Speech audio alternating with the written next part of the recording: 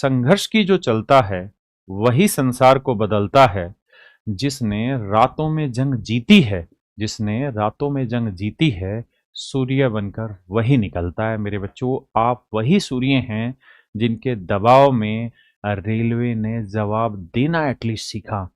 मेरे बच्चों, जैसे ही ये मैंने इवेंट बनाया, पीआईबी की वेबसाइट से ये जो जवाब था ये हट गया। पता नहीं क्या इतनी हड़बड़ी हुई कि जैसे ही मैंने लाइव आके इवेंट तैयार किया, तुरंत की तुरंत प्रेस इंडिया ब्यूरो, है ना, पीआईबी की वेबसाइट है, वहां पे रेलवे ने मेरे बच्चों ये सर्कुलर निकाला, मतलब अपनी तरफ से प्रेस ब्रीफ दी है। जो हमने आज रेलवे रिफॉर्म, रेलवे जवाब दो, रेलवे कैलेंडर के जो हमने ट्विटर हैंडल किया, उसके ऊपर ये किया। मैं एक एक पॉइंट आपको समझाता हूं मेरे दोस्तों, आराम से आप समझना। देखो मेरे भाई, एक एक चीज को समझाऊंगा। इन्होंने क्या कहा, हमारी कितनी मांगे स्वीकार है, कितनी नहीं। बड़े स्तर पर भर्ती की मुहिम चल रही है। रेलवे ने पहली तिमाही में 9,000 नौकरियां दे दी है। 25-26 में 50,000 नौकरियां देने की योजना है।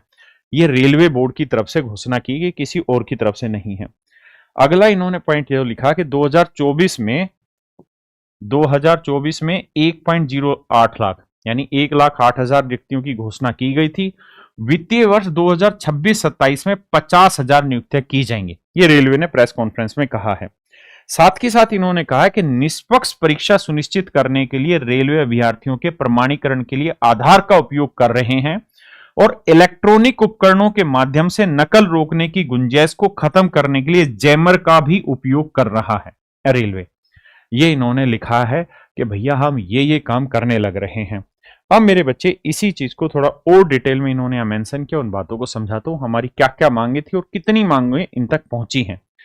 देखिए, यहां इन्होंने लिखा है कि नवंबर 2024 में इतनी रिक्तियों वाली 7 विभिन्न अधिसूचनाओं के लिए 1.86 करोड़ से अधिक अभ्यर्थियों के लिए कंप्यूटर बेस्ड एग्जाम रखा गया और 2025-26 में 50,000 से अधिक अभ्यर्थियों की नियुक्तियां प्रदान की जाएंगी। और इस वित्तीय वर्ष की पहली तिमाही में यानी जनवरी से मार्च तक 9,000 से अधिक नियुक्तियां की जा चुकी हैं। जो इन्होंने कहा था वो हुआ भी है, इसमें कोई दिक्कत नहीं है।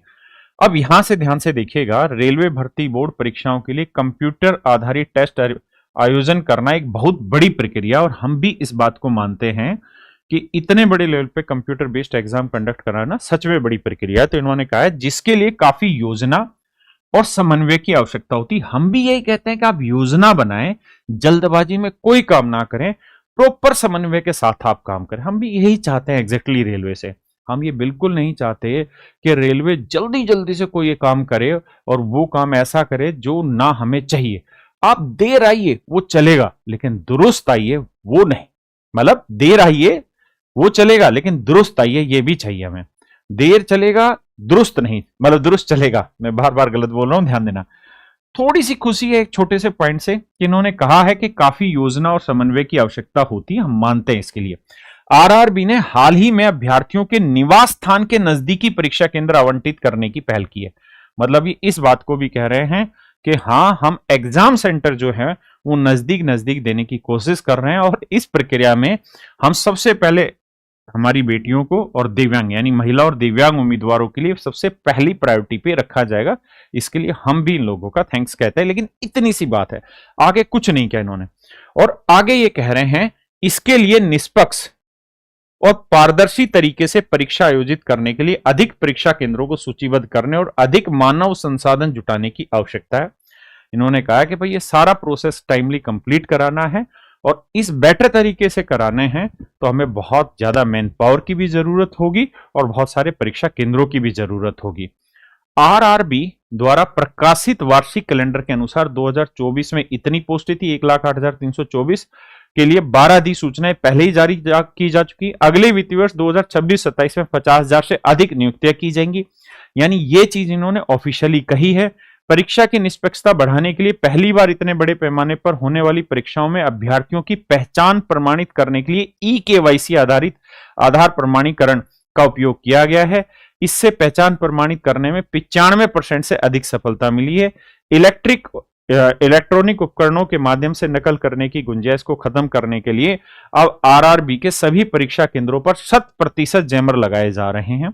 हम इस चीज की भी सराहना करते हैं कि चलो आपने 7 जो हमारी डिमांड थी उसमें से कुल मिला के कुछ डिमांड तो आपने एटलीस्ट ये समझी हैं कि वो वाजिब हैं।